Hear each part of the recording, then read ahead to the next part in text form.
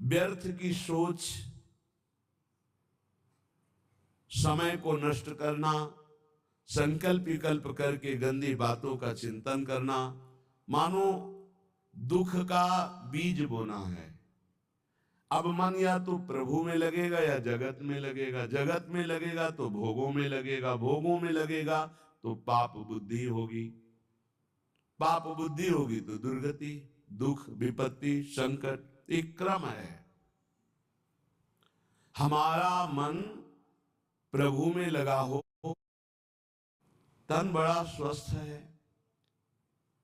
खूब सुख सामग्री है, पर मन असंतोषी है, पापाचरण का संकल्प करने वाला है, भगवत विमुख चिंतन करने वाला है, वो हर समय जलता रहेगा। व्यर्थ की सोच, समय को नष्ट करना, संकल्प विकल्प करके गंदी बातों का चिंतन करना, मानो दुख का बीज बोना है। अब मन या तो प्रभु में लगेगा या जगत में लगेगा, जगत में लगेगा तो भोगों में लगेगा, भोगों में लगेगा तो पाप बुद्धि होगी, पाप बुद्धि होगी तो दुर्गति, दुख, विपत्ति, संकट, एक क्रम है। हमारा मन प्रभु में लगा हो और तन में गलित कुष्ठ हो, कीड़ा पड़ गए हो, तो भी कोई फर्क नहीं पड़ता। मान लीजिए, अभी मान लीजिए आपका शरीर स्वस्थ है तो मन को प्रभु में लगाने का अवसर है। आप बहुत कृपा पात्र हैं प्रियालाल की, उनकी कृपा को ठुकराइए नहीं। यदि आपका शरीर स्वस्थ है तो आप सोचिए, आप आसन में बैठकर बहुत अनुष्ठान पूर्वक मंत्र जप सकते हैं। आप एक आसन में बैठकर पूरी चतुरासी जी का गान कर सकते हैं। आप एक आसन में बैठकर श्रीमद राधा सुधा निधि का गान करके प्रियालाल को रिझा सकते हैं। आपका शरीर स्वस्थ है तो आपकी साधना उत्तम बन सकती है। अब शरीर अस्वस्थ है, भगवदाकार बुद्धि है, कोई परेशानी नहीं। नहीं तो शरीर जब अस्वस्थ होता है ना, तो ये मन, ये इंद्रिया, ये बुद्धि इसी शरीर में आसक्त हो जाती है। बस हाय हाय, क्लेश, चिंता, शोक यही बना रहता है। इसलिए यावत स्वस्थ विदम कलेवरम, बुद्धिमान वही है कि आग लगने के पहले आग बुझाने की भी व्यवस्था रख ले। आग लगने पर कुआं खोदना मूर्खता है। ऐसे ही शरीर रोग ग्रसित हो जाए, फिर सोचो मेरा मन भगवदाकार हो जाए, तो ये मूर्खता, फिर नहीं लगेगा। यावत स्वस्थ विदम कलेवरम यावत च दूरेजा, जब तक तुम्हारे अंग काम कर रहे हैं तो सत क्रियाएं कर लो, सत मार्ग का चिंतन कर लो, नहीं बाद में पछताना पड़ेगा। सच्ची मानिए, जब शरीर रोग ग्रसित होता है, भारी पीड़ाएं होती हैं, तो मन को प्रभु में लगाना असंभव, असंभव। अगर मन की गति पहले से प्रभु में गई है तो और जोर से भागेगी प्रभु की तरफ।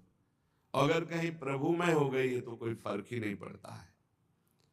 निशिवासर करी तिनकी सेवा, रात दिन रसकों की सेवा करके तन मन की तपन मिटाई है। सेवा शब्द को अच्छी तरह से व्याख्या की गई है, उनकी रुचि में रुचि मिला देना, उनकी आज्ञा पर चलना। देखो, यदि कोई रसिक महापुरुष आपको स्वीकार कर लिए हैं तो ये श्री जी की अहेतु की कृपा आपके ऊपर हुई है। उनका किसी से राग नहीं है, राग पूर्वक वो किसी से प्रेम नहीं करते, किसी से उनकी ममता नहीं है। उस सम स्थिति को प्राप्त महापुरुष यदि आपसे राग पूर्वक, ममता पूर्वक बात कह रहे हैं तो आपके अहोभाग्य हैं। तू मेरा है, तू ऐसे चल, प्रियालाल को ऐसे प्राप्त कर, ये अहोभाग्य समझिए।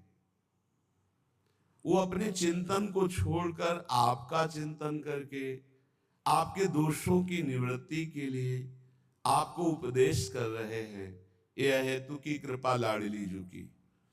आपकी तरफ वो देख रहे हैं, आपसे बात कर रहे हैं, आपको अपना मान रहे हैं, और कहीं आपको उनका उच्छिष्ट प्रसाद मिल रहा है, आपको डांट पड़ रही है, आपके अंदर उनका भय है, तो निश्चित आपका परम कल्याण कोई रोक नहीं सकता। ये बड़ी दुर्लभ कृपा प्रसादी होती है, ऐसा जिनको प्राप्त है।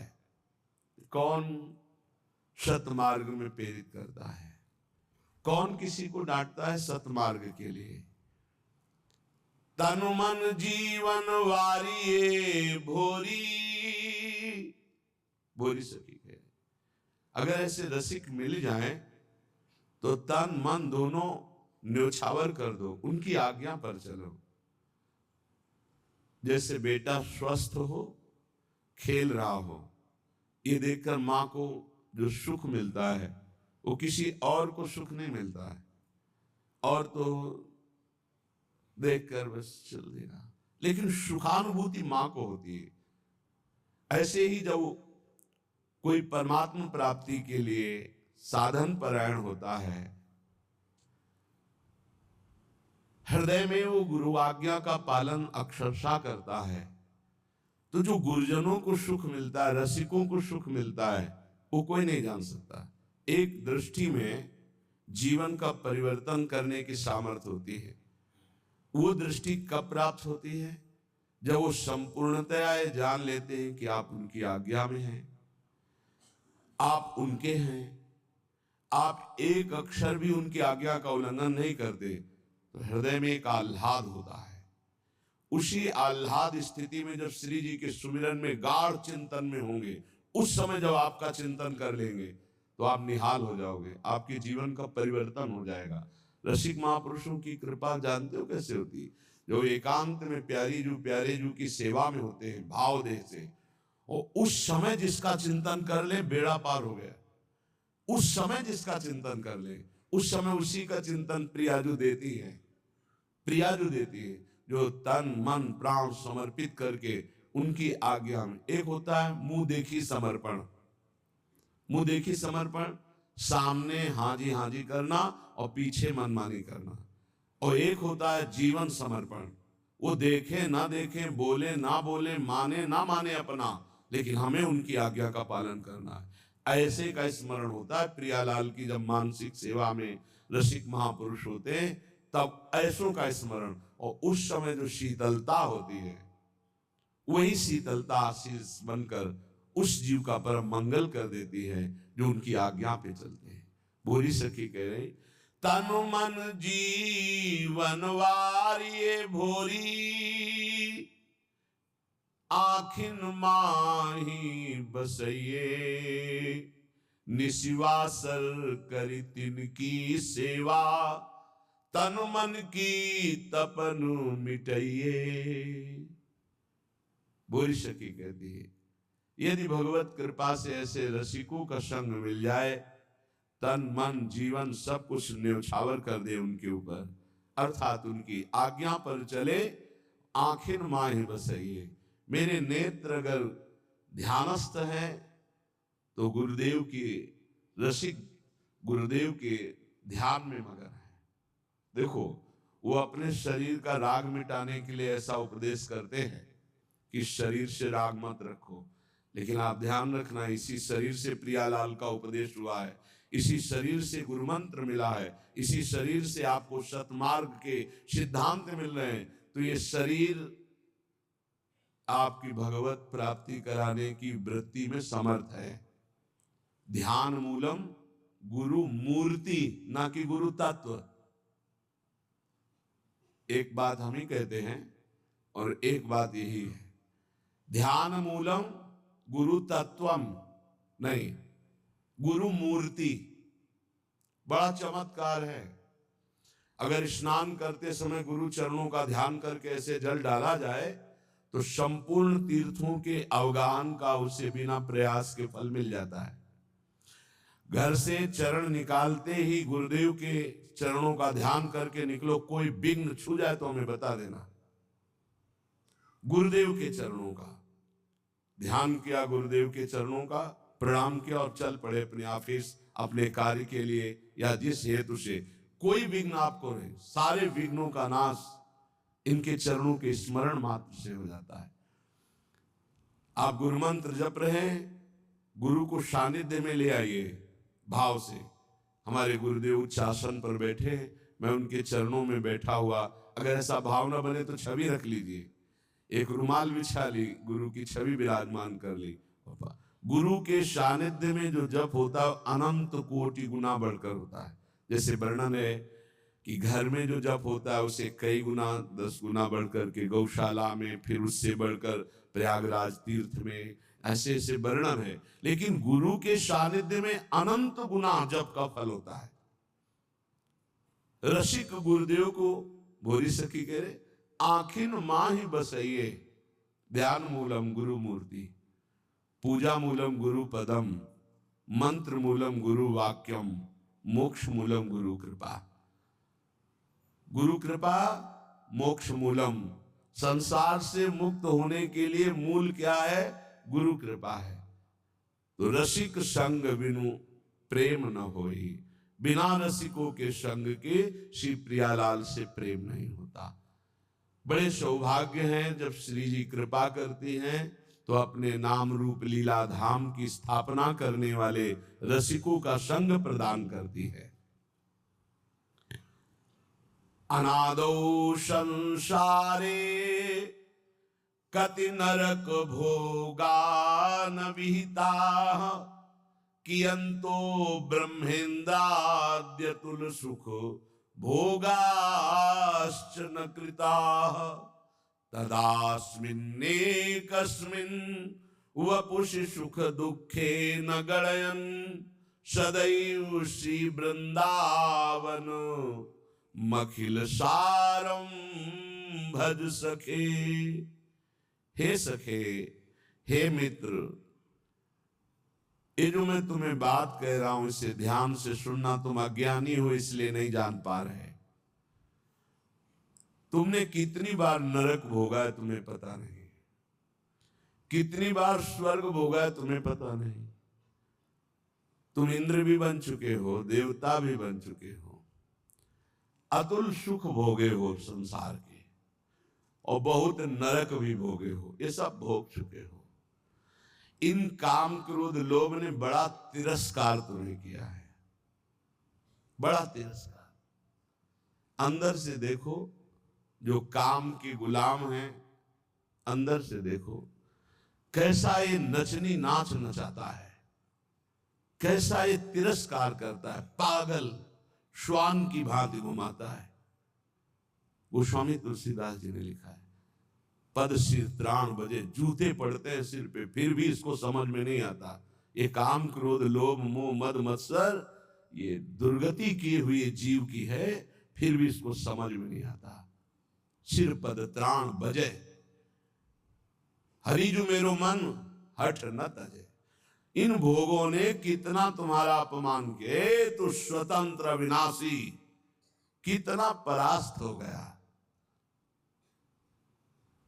कामी पुरुष चरणों में झुकता है सिर्फ काम संयोग के लिए, कसम खाता है कि आपके सिवा मैं किसी से क्या क्या दैन्यता, अगर ऐसी दैन्यता गुरुदेव से कर देता तो पर ब्रह्म की प्राप्ति हो जाती। आप बोलो, आप कहो तो अभी प्राण त्याग दें, आप बोलो अभी प्राण त्याग दें, त्याग देते हैं। क्या क्या इस काम ने नचनी नाच नचा रखा है त्रिभुवन में।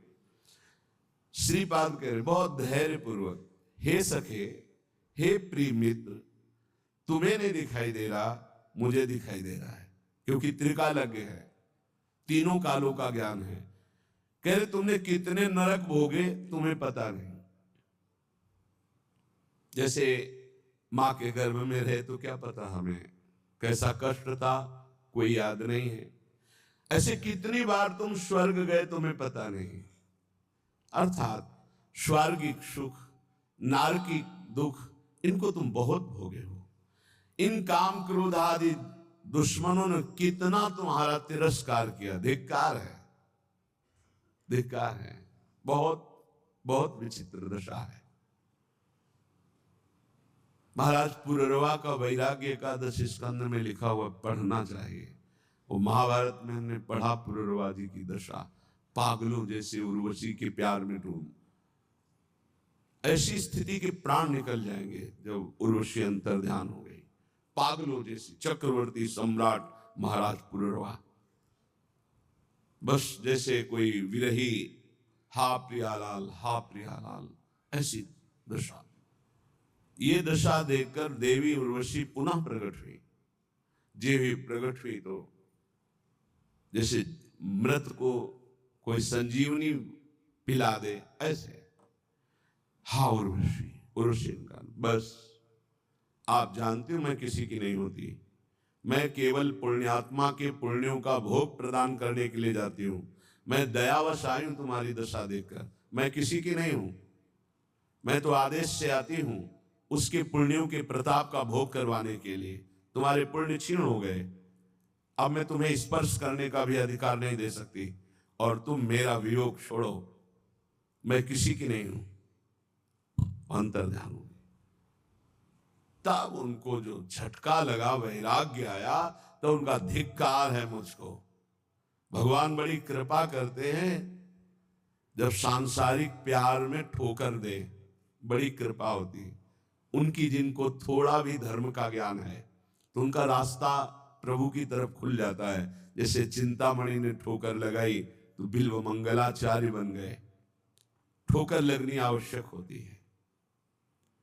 बहुत द्रवित हृदय होता है आशिकों का, वही आशिकी अगर मुड़कर हरि की तरफ लग जाए, परमानंद की प्राप्ति हो जाए।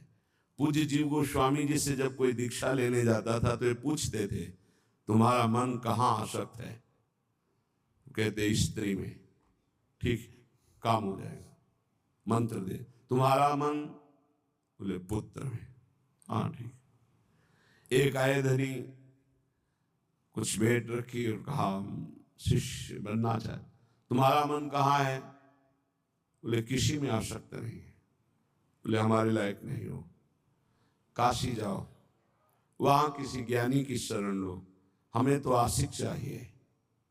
मोड़ना है, आसक्ति को मोड़ दिया। जो पत्नी में है, पुत्र में है, माँ में है, पिता में है, शरीर में, भोगों में, वैसी थोड़ा प्रभु में हो जाए, निहाल हो जाए जीव।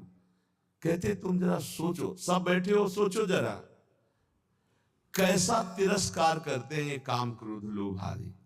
आप गिड़गिड़ाते हैं, आप चरणों में गिरते हैं, और वो रौंदता है काम।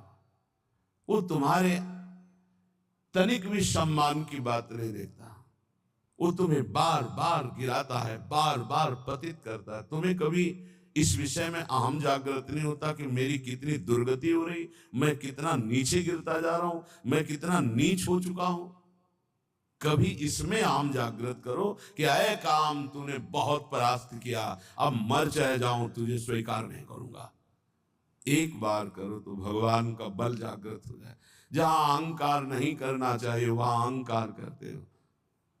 गुरुजनों से, पूज्य जनों से, शास्त्रवेत्ताओं से, भगवत प्रेमियों से यहां दैन्यता, यहां गिड़गिड़ाओ, यहां बार बार अपने अहंकार को गिराओ तो यहां मंगल हो जाएगा। लेकिन नहीं, यहां अहम दिखाओगे और वहां काम की गुलामी में गिड़गिड़ाओगे। वहां अपने अहम को जागृत करो तो तुम्हें वीर समझे कि अय काम अब तक बहुत परास्त किया, आज मैं भगवान के चरणों का आश्रय लेकर देखता हूं कि तू अब कैसे परास्त करता है। तू भी भगवान की शक्ति से युक्त है तो मैं भी भगवान का अंश हूं और उन्हीं की शक्ति से संपन्न हूं। देखता हूं तू मुझे कैसे परास्त करता है।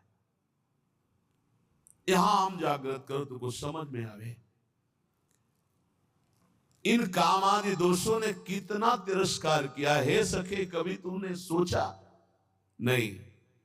अब वर्तमान में सोच लो, अभी इसी क्षण ये मानव देह इन विकारों पर विजय प्राप्त करके भगवत आनंद में डूबने के लिए मिला है। इसलिए हे सखे, मत सुख की लालसा से इन काम आदि की गुलामी करो, ये कभी सुख नहीं देने वाले। क्लेश, अशांति, जलन के सिवा नहीं मिल सकती। लिख लो कागज में या दिमाग में लिख लो, भोगी पुरुष को केवल अशांति, क्लेश, हीनता, भय और असत विचार, यही उसके बढ़ते चले जाते हैं। व्यर्थ की सोच, व्यर्थ की सोच। Over thinking. ये पूछ रहे थे कि ये ओवर थिंकिंग कैसे जाएगी? भगवान के आश्रित होकर नाम जपने से, ये कामादि दोषों की गुलामी से, ये व्यर्थ चिंतन, इसे हिंदी भाषा में व्यर्थ चिंतन, वही तुम व्यर्थ का चिंतन करते हुए भयावह अंदर वृत्ति जागृत, घबराहट होना, चिंता होना, शोक होना, ये अपने आप बढ़ते जाएंगे, क्योंकि तुमने असत भोगों का दासत्व स्वीकार। एक कभी अहंकार जागृत करो। हम कहते जागृत करो, घमंड करो इस बात का कि हम प्रियाजू के हैं, हम प्रभु के हैं, अब तुम विकार मुझे कैसे प्राप्त कर। नहीं, गुरुजनों से आंख टेढ़ी करके देख सकते हो, लेकिन विकारों से नहीं। ये आप अंदर देख लो, बैठे हो अपने सब, जैसा वो कहेंगे वैसे ही तुम्हें घुटने टेकने होंगे। वहां अहंकार तुम्हारा नहीं दिखाई देता। बहुत हुआ, आप नहीं, कभी ऐसा नहीं सोचते हो। अगर सोचोगे भी तो एक ही धोबिया पछाड़ मारेगा, काम की मुंह भरा गिर जाओगे। अगर बचना है तो हरिनाम बल, राधा राधा राधा राधा और महापुरुषों के चरणों का आश्रय। कहे परम सार श्री वृंदावन में आ जाओ, रसिकों का संग करो, नाम बल जागृत करो और इन विकारों की गुलामी से मुक्त हो जाओ। बहुत बार स्वर्ग भोगे हो, बहुत बार नरक भोगे हो। कहे कि अंतो ब्रह्मेंदाद्यतुल सुख भोगाश्चन कृता। तुमने ब्रह्म सुख, ब्रह्मा का सुख, इंद्र का सुख, देव सुख सब भोगे। और अनादौ संसारे कति नरक भोगानुविहिता। ये अनादि है, कब से हुआ कोई पता नहीं, कितनी बार नरक भोगा तुमने।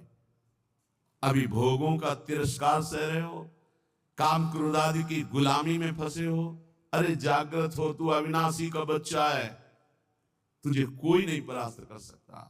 शरीर भाव में आने के कारण तेरी दुर्गति हो गई। उठ, अपने स्वरूप को जान। इसीलिए मानव देह मिली है। श्री वृंदावन वासी पाद रजसा सर्वांगमा गुंठयन। श्री वृंदावन में कमुज्ज्वल तमम पश्यन् समस्तोपरि। श्री वृंदावन माधुरी भिर्निशम श्री राधिका कृष्णयो। लप्यावेश मनुस्मरन् दिवस श्रीधाम वृंदावनम। कैसे शरीर पावन हो, मन पावन हो, मेरा पवित्र हम कैसे हो जो मैं निर्विकार हो जाऊं। कह रहे जो वृंदावन के प्रेमी रसिक जन हैं, ब्रजवासी जन हैं, इनकी चरण धूलि में लौट जाओ। इनकी चरण रज रोज शरीर पे लगा। श्री वृंदावन वासी पाद रजसा सर्वांगमा गुंठन। बहुत बड़ी वस्तु है ये वही पकड़ सकता है जिस पर श्री जी की अहेतु की कृपा है। भरत जी जो जड़ भरत जी के रूप में है, उन्होंने यही कहा, बिना महत्पाद रजोभिषेकम, बिना महापुरुषों की चरण रज से अभिषिक्त हुए ये ब्रह्म बोध नहीं प्राप्त होता। प्रहलाद जी ने भी कहा कि जब तक अकिंचन भगवत प्रेमी महात्माओं की चरण रज में अभिषेक नहीं होगा, तब तक मेरी जैसी मति है ऐसी हरि में नहीं होगी। नैषाम मति तावदुरुक्रमांग। यहां श्रीपाद कह रहे हैं, काम क्रोध आदि पर विजय प्राप्त करने के लिए, समस्त भोगों पर विजय प्राप्त करने के लिए, समस्त दोषों का तिरस्कार पूर्वक त्याग करने के लिए क्या करो? बोले श्री वृंदावन वास पाद रजसा सर्वांग मागुंठन। कोई अंग न बकाया रहे, पूरे शरीर में वृंदावन की रज लगाओ। ये चिकनी चमड़ी रजोगुण पैदा करके भोगों में फंसाती है। मान लीजिए हमारी प्रार्थना, जितना शरीर को सुकुमार करोगे, साबुन लगाओगे, चिकना करोगे, उतना ही मन गंदा होगा। लिख लो दिमाग में, शरीर राग त्यागी ही भगवत अनुरागी होता है। इस बार बढ़िया शरीर मिल गया, अगर बढ़िया कार्य नहीं करोगे तो घटिया शरीर मिलेगा। न जाने कितने पशु पक्षियों को क्या क्या पीड़ाएं सहनी पड़ती, क्या क्या कष्ट सहना पड़ता है, कैसे। इसलिए इस मानव देह की चिकनाहट चमड़ी को देखकर गर्व मत करो कि मैं रूपवान हूं या तू रूपवान है। यहाँ कोई रूप नहीं, ये सब मरे हुए रूप है, मृत्यु लोक है इसका नाम। अगर रूप ही देखना है तो ऐसे ऐसे रूप हैं कि बड़े बड़े जितेंद्री मूर्छित हो जाएं देवलोक में, ऐसे रूप हैं। और देवलोक भूलोक रसातल सुनी कवि कुल मति डरिए, सहज माधुरी अंग अंग की कई कासो पट तरिए। देखो माई सुंदरता की सीमा, आओ इधर देखो रूप, लालजू का लावण्य देखो, प्रियाजू का रूप देखो। श्री वृंदावन में कम उज्ज्वल तमम पश्यन समस्तोपरि, पश्यन देख बा माधुर्य रस की वर्षा करने वाले श्री राधिका कृष्ण यो, श्री श्यामा श्याम यहां बेहरण कर रहे। इसलिए मेरी बात मान जा, वृंदावन की रज को एकत्रित कर लो और स्नान के बाद रोज लगाओ। हमारी ये बात मान लो, ये जब तक रजकण शरीर में नहीं लगेगा तब तक विषयों पर विजय प्राप्त करना बहुत कठिन है। ये सद्यो वशीकरण चूर्ण अनंत शक्तिम तम राधिका चरण रेणु मनुस्मरामि। ये श्री जी की चरण रज, ये श्री जी की रसिकों की चरण रज में अनंत शक्ति है। उसी अनंत शक्ति से हम इन काम आदि दोषों पर विजय प्राप्त कर सकते हैं। इसलिए परिचर चरण सरोजम तद गौर श्याम रसिक दंपत्यो, वृंदावन नव कुंजावली सुमहानंग विह्वलयो।